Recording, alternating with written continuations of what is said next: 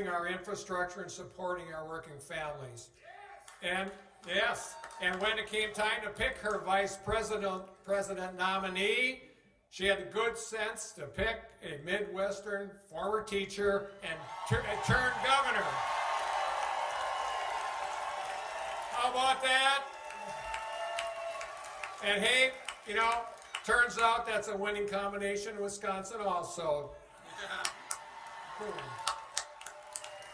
And I know my friend Tim Walz is going to be an incredible, incredible vice president.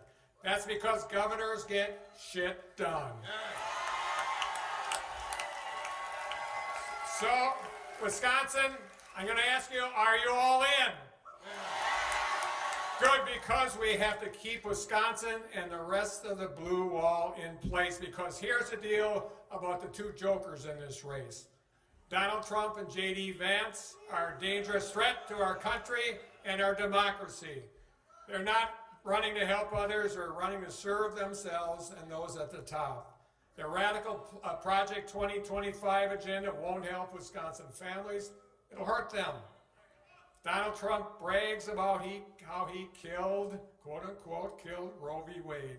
Because of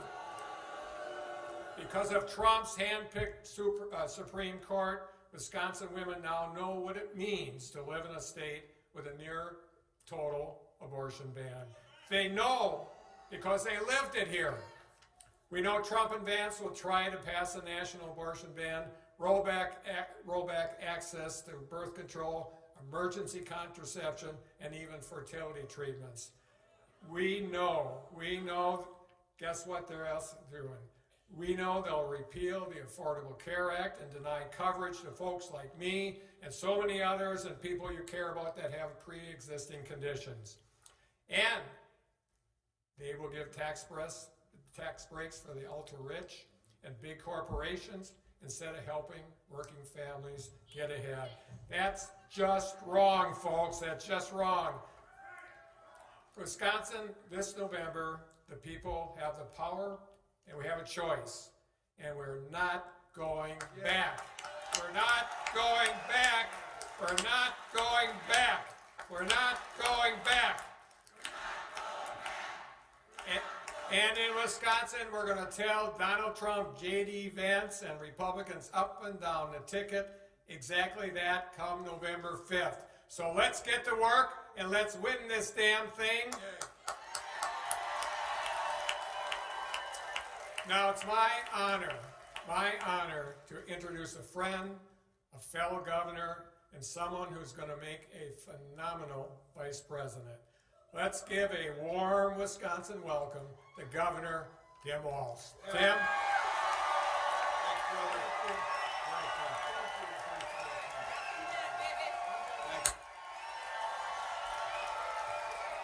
Wow.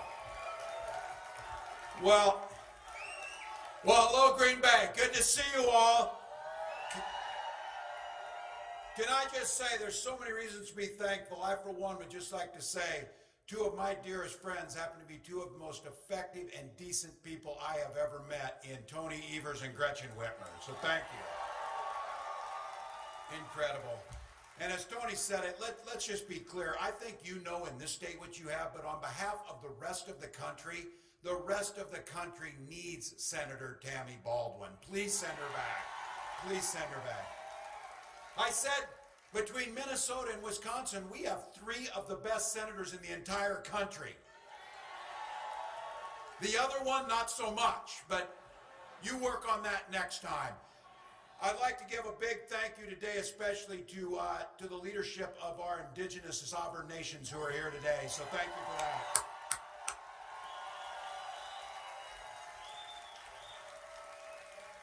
And each and every one of you, look, it's a Monday in October, and you came here, got in line, came in here to show how much you love this country and the work you're going to do for it. So thank you, each and every one of you. And because of that, I'm going to clear this up right at the beginning. I came just a few minutes ago from Lambeau Field.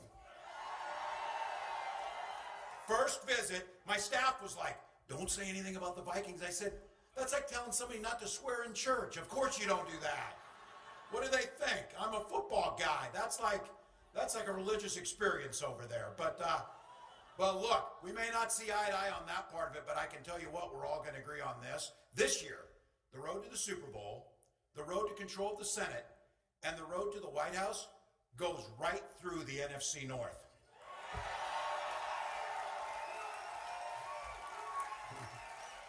Michigan, Wisconsin, and Minnesota. Look, you had a Lions fan, a Packers fan, and a Vikings fan up here. The only thing more amazing is we got Bernie Sanders, Dick Cheney, and Taylor Swift all in the same ticket. Well, there you go. All right, 22 days until Election Day, and we are running like this is it. 22 days. 22 days till we win this thing. Everything is on the line. Everything is on the line. So Kamala and I, we are not going back. We are not going back. So look, we're barnstorming the country. We're doing radio, TV, podcasts. I'm about 2 hits away from being a regular on Fox News now. We're on a first name basis. But look, our policies help the people who listen to Fox News. That's why we need to get out there. Over the weekend, Kamala Harris made it very clear on this. She's ready. She has been making this clear for a long time. She's ready to be commander-in-chief, and she released her medical records. Straight, clean bill of health. Physical, mental stamina to do the job. Now, I think you all know where I'm going with this, don't you? We're all wondering. Donald Trump said that he would release his numbers. He would release his medical records. Look, he says, now, I think he forgot to do it. He's been forgetting things. We'll give him a break on this. But Kamala Harris is right on this. Watch his rallies. He's confused. He's a nearly 80-year-old man. He's ranting and rambling until people get bored and leave his rallies. That's happening. But here's the thing about this. It would be funny if it wasn't so dangerous. Yesterday, he went on Fox News. That's a safe place for him. He went on there, and he suggested that he is going to send the military against the enemy from within. Now, I want you to think about it. In other words, Americans who don't support him. Just to be clear, if any of your neighbors or friends or anybody thinks about that, you know who he's talking about? He's talking about you. He's talking about you. He's talking about someone who comes to a rally to express their love and their commitment to our democracy. Donald Trump sees that as an enemy. All right?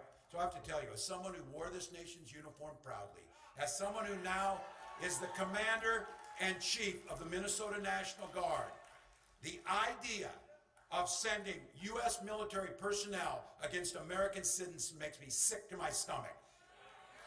I'll tell you what. We'll let the lawyers decide if what he said was treason, but what I know is it's a call for violence, plain and simple.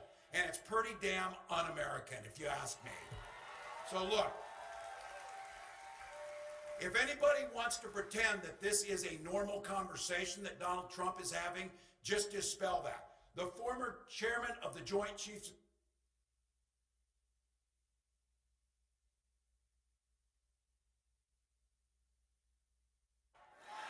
We're proud to have been part of the most pro-labor administration in American history.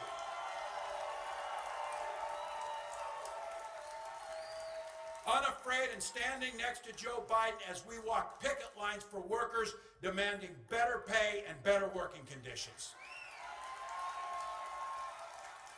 Because we know when workers win, America wins. It's that simple. And guess what? The middle class grows and businesses flourish. Now look, Donald Trump and J.D. Vance, they see things differently. Trump talks a big game, but he was a disaster for working people. He was one of the biggest losers of manufacturing jobs in American history, and that's a fact. So to your neighbors, your friends, hell, our family members, if they say, I don't really like Trump, but I like his policies, which policies were those? When he destroyed American manufacturing? When he shipped jobs to China? Hell, he doesn't even manufacture his Bibles here. He outsources that to China. So just so we know. Under his leadership, 83,000 jobs disappeared in Wisconsin. Now, I know this state knows. Thank God for Tony Evers and some sanity in this, because I remember. Because remember Trump and that guy before Tony, when they went to the Foxconn, they went to the Foxconn site, Donald Trump showed up with a golden shovel. You tell me, Governor Whitmer, if he knows which end of the shovel actually works. I guarantee you that. But he did that photo up and he promised you 13,000 jobs. And he called that big glass sphere the eighth wonder of the world. Well, I know it's not a shock to any of you, but none of those jobs materialized. And that sphere, you can get a pretty good deal right now renting it out as a banquet hall, just so you know that. Once again, it would be funny if it wasn't so damn sad, because that's Donald Trump's legacy. He claims he cares about union workers, but he makes it harder for them to bargain for pay and benefits. So if there's any questions amongst our union sisters and brothers on this, Donald Trump is a scab. He will break picket lines. And the other day, Senator Vance attacked the PRO Act, a bill that protects workers' right to organize and collectively bargain. The AFL-CIO said that the PRO Act is the most significant worker empowerment legislation since the Great Depression. J.D. Vance called it a failed model. So just to be clear, the guy who showed up and wanted to act nice a few weeks ago is not the guy's policies that care for workers. They undermine them every step of the way, and that populist stick is nothing more than an act, because they've never worked union jobs. They've never been union members. They've never cared about workers. And so Trump promised he would stop offshoring. His tax bill created incentives for companies to do this, that. He cut taxes for billionaires and corporations during his presidency, and 200,000 American jobs went overseas. So their revisionist history is a bunch of crap. It did not happen. They undermined us. Look, you all know it. We can't have 4 more years of this. We won't have 4 more years of it. We won't. Now, I want to make sure I speak precisely on this. I said, Donald Trump doesn't have a damn plan. That wasn't quite true. He had a concept of a plan on health care, but he actually does have a plan. And they did us a favor, they printed it. It's about 900 pages of the Project 2025, just so you know. Now, he made it clear. He'll do it. He'll go what's in there. And just so all of you know, I'll save you the time of reading it, but you ought to see it. It's terrifying on this. He will gut the Affordable Care Act. That's when he said he had a concept of a plan on the ACA. And then J.D. Vance tried to explain what that was. And I said, you should go back to the concept of a plan, because you explained it. It's worse, because it's not going to work. Cut Social Security. Just to be clear, every single year Donald Trump was president, and they'll fact check it to the end of time, he proposed cutting Social Security in his budgets. And now he wants to impose a Trump sales tax on everything we buy. There is not an economist in the world who thinks Donald Trump's tariffs won't end up costing you about $4,000 per family. It's that simple. So again, for your relatives and friends who think these policies are going to be good, let's fix it on the front end so we don't have to say, I told you so, when they realize if this happens, if they elect this guy. But I don't want you to think I'm not generous to this. Because somebody said, well, you never say anything about Donald Trump. Anything nice. Well, that's probably true. I have not. But he has kept some of his promises. He took his rich friends down to Mar-a-Lago. He told them on camera, you're rich as hell, and I'm going to give you a tax cut. He delivered that tax cut. So look, I know that these guys put that thing out there. Now they pretend like, oh, I don't know what Project 2025 is. What is that? You know, now all of a sudden, oh, we'll protect women's reproductive rights. You know, we didn't say that. Of course they said it. They said it every step of the way. And I said, football folks here know, you draw up a playbook, you're going to run the plays. That's what Project 2025 is. They're going to run the plays. Just so you know, in there, a little side note, they're actually talking about privatizing the National Weather Service, the weather forecasting. Probably a pretty bad idea. Probably a pretty bad idea. Look, I say this, and I know this. I am preaching to the choir. But our recital is in 22 days, people. And we need to start singing. We need to start singing.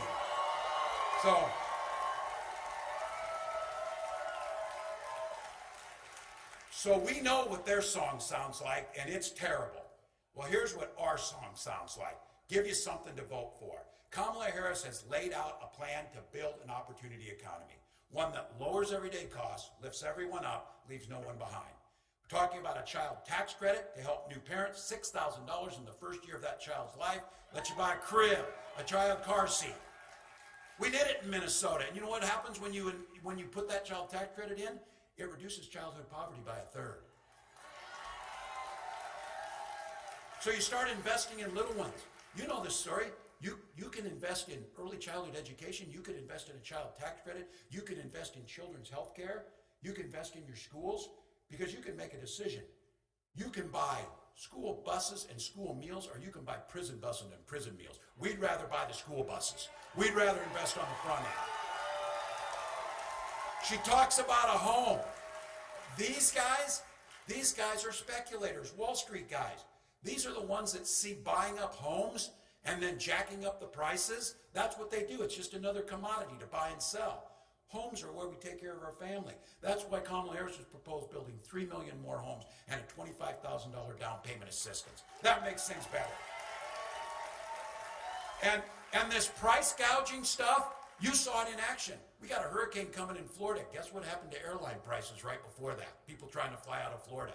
That's not a fair economy. That's not capitalism. That's price gouging. And we saw it with insulin. Those of you who have to have your insulin, capping it at $35, make sure everybody can get it. And you know why that's not against capitalism? Because it costs $5 to make that vial of insulin. Why were they selling it for $800? And the answer is because they could, and no one stopped them from doing it, and it was putting people's lives at risk. We can do the same thing with prices across the board. And for those of you who are small business owners, you know what you pour into that business. You know how hard it is to start it.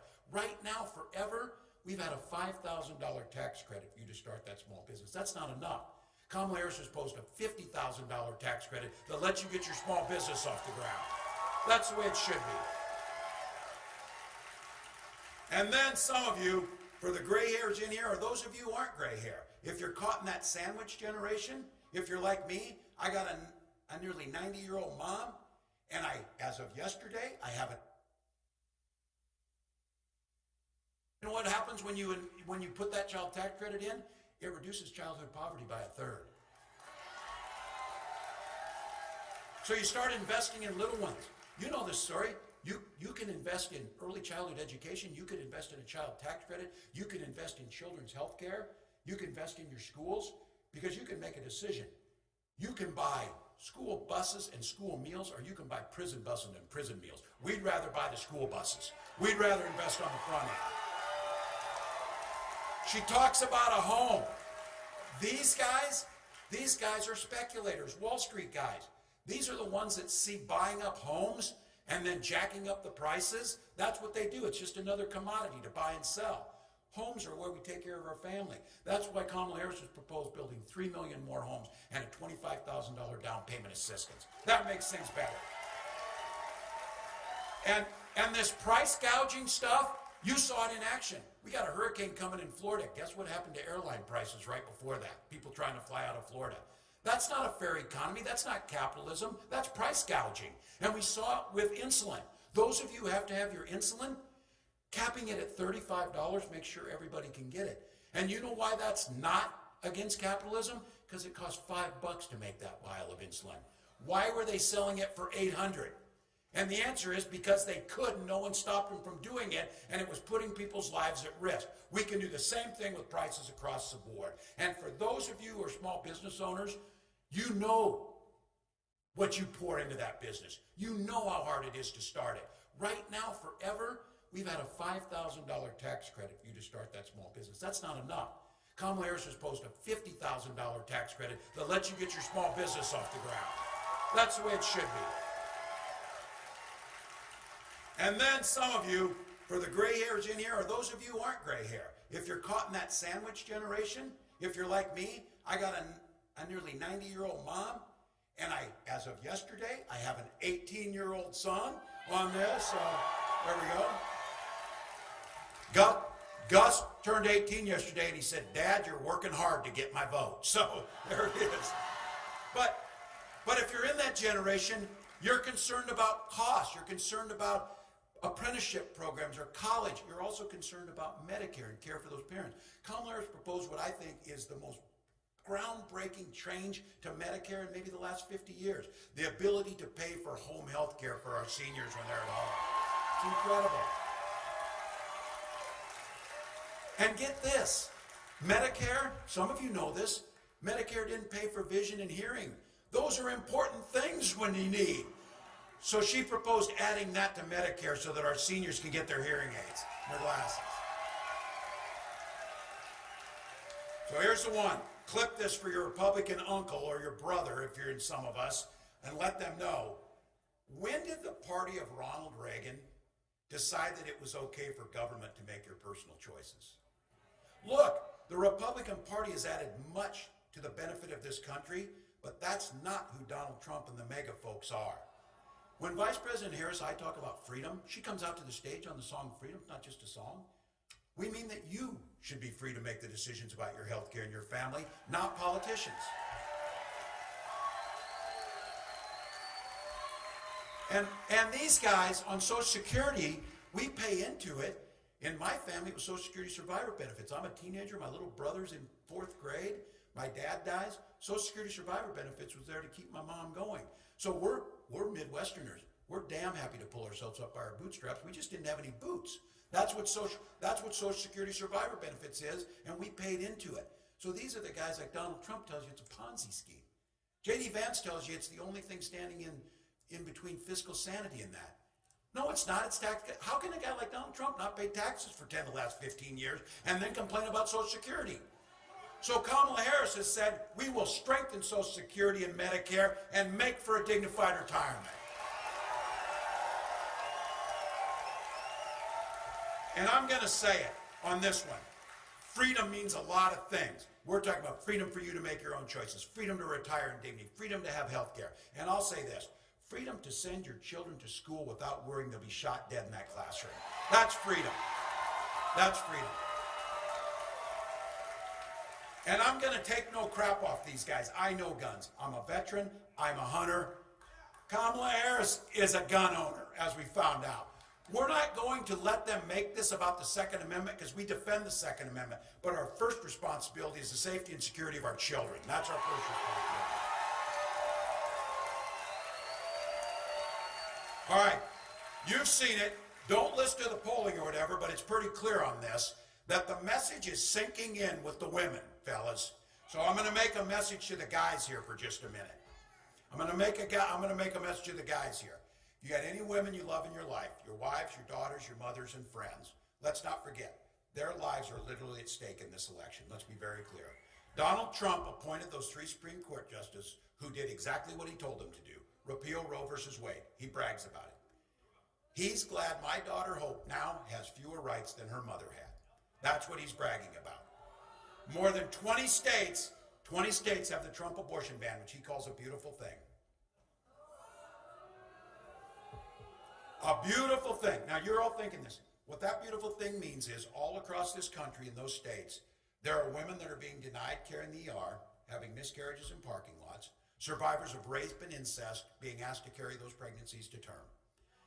That could be the women across the country, and you saw it with Amber Thurman down in Georgia, had to travel to North Carolina because of that trip. She lost her life. If she would be living in a state or living in a country that had Roe versus Wade protection, she very well would be alive today. The idea that women's rights are dependent on geography is just abhorrent to all of us. That's why we need to elect Kamala Harris and reinstall Roe versus Wade.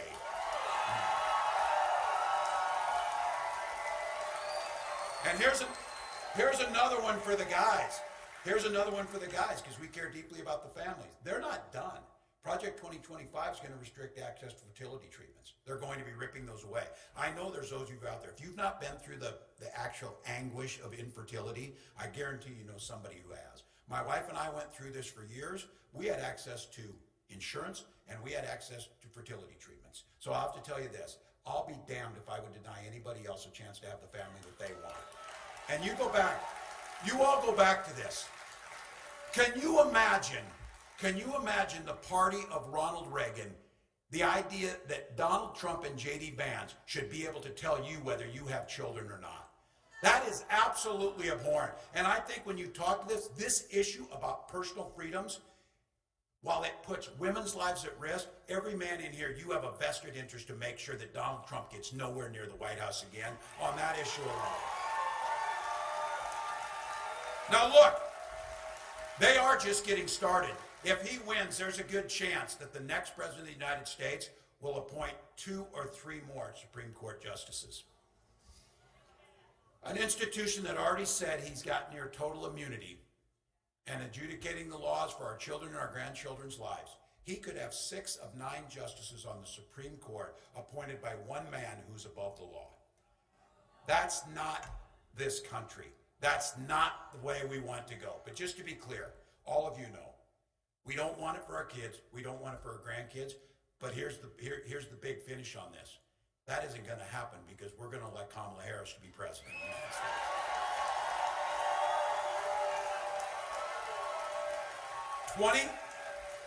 22 days, don't get complacent. I know people talk about, look, we are the underdogs. For Christ's sakes, I'm a Vikings fan. We're always the underdogs. You know that. Well, we're also 5-0 this year, so there's that. So look, I got to give the quote here on this. It was Vince Lombardi who gave that one, and I used it all the time on this. It's a very simple analogy that everybody in Wisconsin, everybody in Michigan, everybody in Pennsylvania knows. There is simply no substitute for work. No substitute for work. So look, 22 days, we're leaving it all on the field. It's all gas and no brake for 22 days. I've been saying, I got to be careful on this one. I've been saying we're going to sleep when we're dead, people. I had a woman come up to me at a rally and say, you're taking that too literally, man. You look like hell. So bang down there. So I'm not slowing down. You're not slowing down. There are people out there that don't have the ability to come to a rally. They're too busy. They're working 2 and 3 jobs. They're concerned about health care. They're concerned about their children. We owe it to them to do everything we can to win this thing. Hell, there may be people not voting for us, but I'll damn sure guarantee you the proposals we're putting forward and Kamala Harris as a president will serve them so much better than Donald Trump that we owe it to those folks too. So look, early voting starts in 8 days here on the 22nd. We need all of you to get out there, vote as early as you can. Get out and bring people to the polls. I'm telling you, this thing is going to be close because we're a divided country. It's going to be close because they will do everything they can to try and suppress votes and make people feel like it doesn't matter. That's where you all come in. You're motivated enough to be here. You've got a voice to talk to your neighbors. You know you run into those people who say, oh, I'm just not that into politics. Too damn bad. Politics is into you. Go vote. Go vote. And let them know. If you tell them, they'll go. 1 or 2 people in every precinct in Wisconsin or Michigan or Pennsylvania will be the difference, not just for the next 4 years, but for the next 40 years. And not just for this state or this country, but globally. The rest of the world is looking and saying, where is the America we love? Where is the America that leads with its values and its decency and its kindness? Well, I'll tell you where it's at. It's right in this room. And you know it's this simple. The vice president said it, and it seems simple, but you know it's true. Vince Lombardi's know there's no substitute for hard work. And when you put that work in and we fight, we win. So Wisconsin, let's win this thing right through Green Bay. Let's elect Kamala Harris president. Thank you.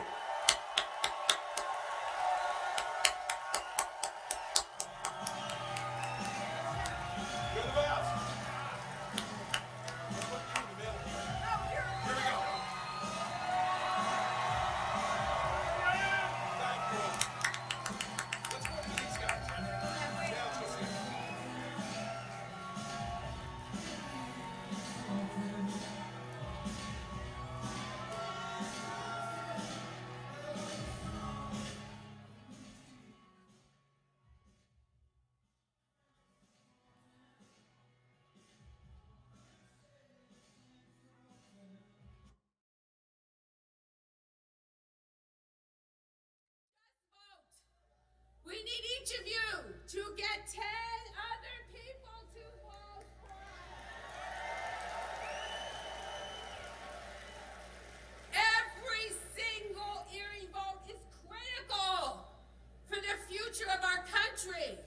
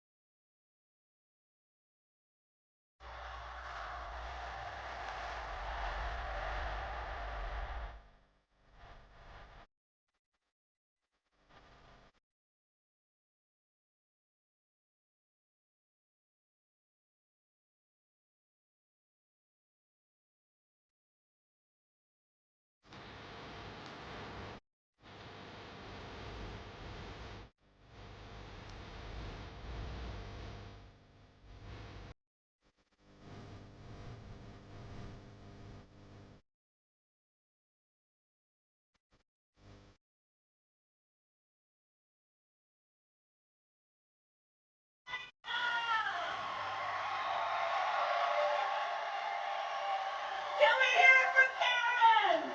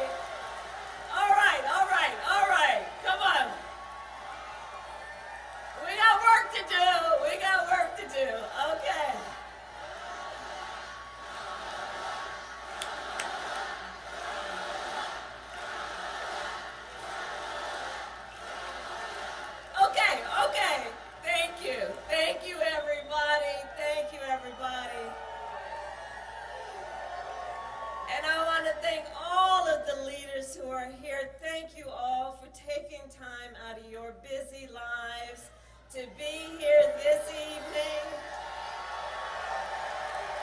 and for all of us to be together. Can we hear it for Senator Fetterman? Your next state Attorney General, Eugene DePasquale, Mayor Schember, Bob Casey, who could not be here tonight because he's out doing what he needs to do to get reelected to the United States Senate.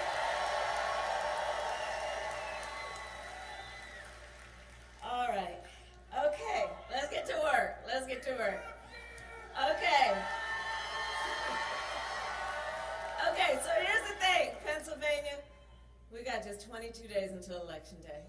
22 days. And we are nearing the home stretch. But here's the thing, this is going to be a tight race until the very end, okay? We are the underdog. We are running like the underdog. We have some hard work ahead of us. But here's the thing also, we like hard work. Hard work is good work. And with your help in 22 days, we will win. We will win. We will win. We will win. We will win. We will win. And here's why. And here's why. Because this election is about two very different visions for our nation. One is focused on the past, and ours focused on the future.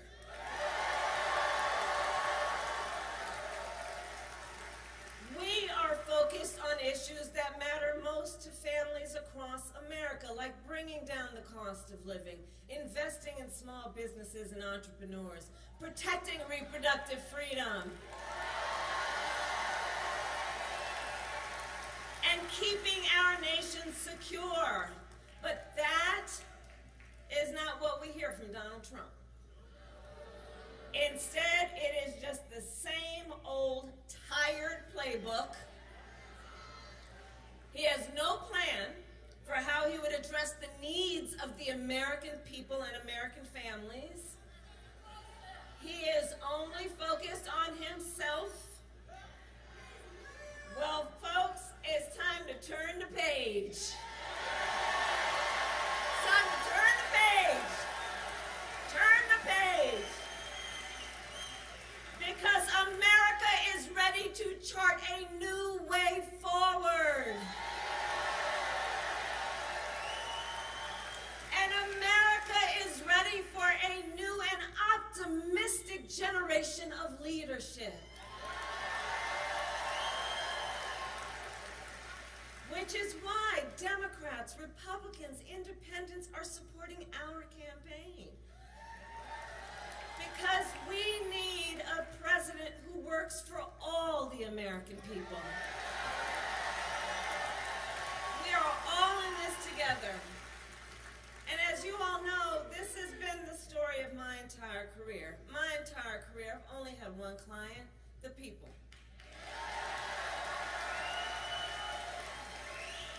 As a young courtroom prosecutor, I stood up for women and children against predators. As Attorney General of California, I took on the big banks, fought to deliver $20 billion from middle-class families who faced foreclosure.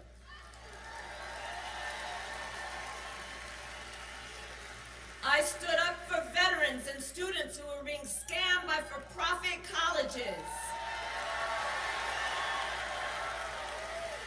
For workers who are being cheated out of the wages they were due. For seniors facing elder abuse. And it is my pledge to you as president, I will always fight for all the American people. Always. And together, we all will build a brighter future for our nation. Together. We will build a future where we have what I call an opportunity economy, where everyone can compete and have a real chance to succeed, not just to get by, but to get ahead.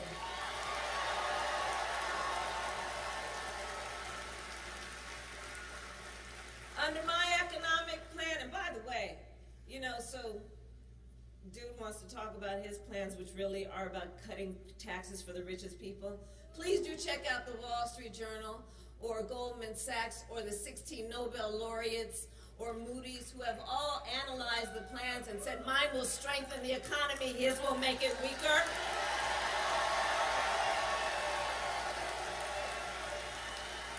Okay? So under my economic plan, we will bring down the cost of housing and help first-time home buyers, giving them $25,000 for down payment assistance so you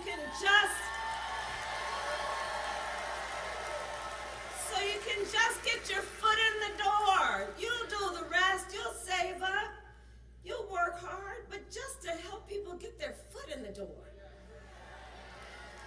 We will help entrepreneurs start and grow small businesses. How many small business owners do we have here?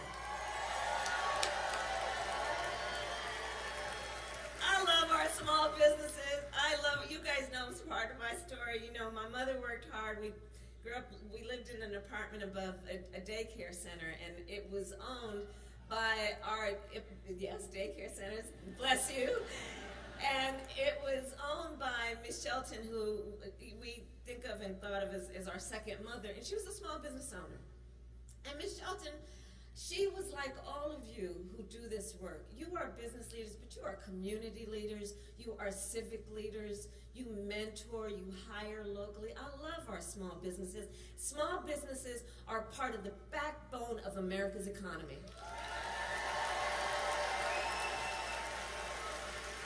So you all know